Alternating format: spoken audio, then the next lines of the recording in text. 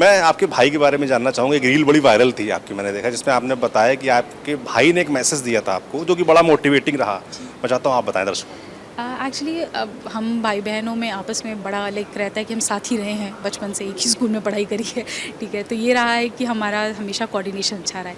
अगर घर में भाई बहनों का सपोर्ट ना हो तो आई थिंक बहुत मुश्किल हो जाता है, क्योंकि हम बड़े थे तो आई थिंक वो हो जाता है ना, रिस्पॉन्सिबिलिटी टू गेट एम्प्लॉयड, वो हम पे थी।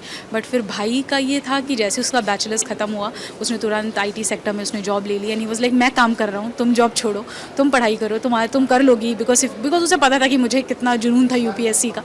तो तभी उसने कहा था लास्ट ईयर जब मैं फेल हुई कि हताश मत हो, मेहनत करो, शायद भगवान ने तुम्हें रैंक 1 के लिए बचा के रखा है। एंड फिर वही शायद भगवान ने उसकी बात सुन ली तो वो it is like this. Last जो 4th अटेम्प्ट था मुझे लगता है, तब भाई ने इनके कहा कि आप चिंता मत करें, हो सकता है कि जो नंबर 1 रैंक है, ऑल इंडिया रैंक 1, वो आपके लिए बचा के रखी हो। और देखिए कभी कभी ज़ुबान पर सरस्वती माँ होती है और ये बात सही भी निकली। थोड़ा सा मैं तैयारी के बारे में जानना चाहता हूँ, उसका क्या प्रोसेस रहा आपका, क्योंकि सब्जेक्ट का सिलेक्शन वो एक बड़ा महत्वपूर्ण चीज़ मानी जाती है। उसके बाद फिर गाइडेंस की बात होती है कि कोचिंग वगैरह करना, तो कैसे डिसाइड करते हैं आप लोग? मेरी जर्नी तो काफ़ी लंबी रही है, तो हर अटेम्प्ट में मैंने कुछ ना कुछ नया किया है।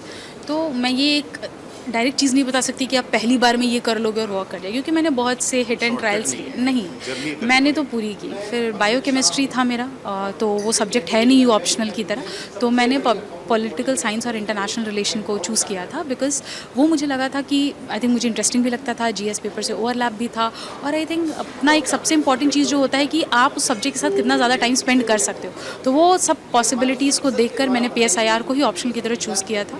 ये था। कोचिंग की बात करें तो हाँ, इनिशियली मैंने फाउंडेशन कोर्स तो किया था, बट आई थिंक UPSC में सेल्फ स्टडी सबसे ज़्यादा मैटर करता है, बिकॉज हर साल आपको वैल्यू एडिशन बहुत ज़्यादा करना पड़ता है। अब अगर मेंस में हर कोई एक ही तरीके का आंसर लिख रहा है तो मार्क्स एक्स्ट्रा मिलने के चांसेस कम हो जाते हैं। तो वो जो यूनिकनेस आंसर में आती है, that comes from your own hard work. वो हमने न्यूज़पेपर से आप कुछ एडिशनल एग्जाम्पल्स पिकअप कर रहे हो, कोई मैगजीन से पिकअप कर रहे हो, तो ये जो सेल्फ वर्क होता है आई थिंक वो UPSC में यूनिकनेस लेकर आता है। सो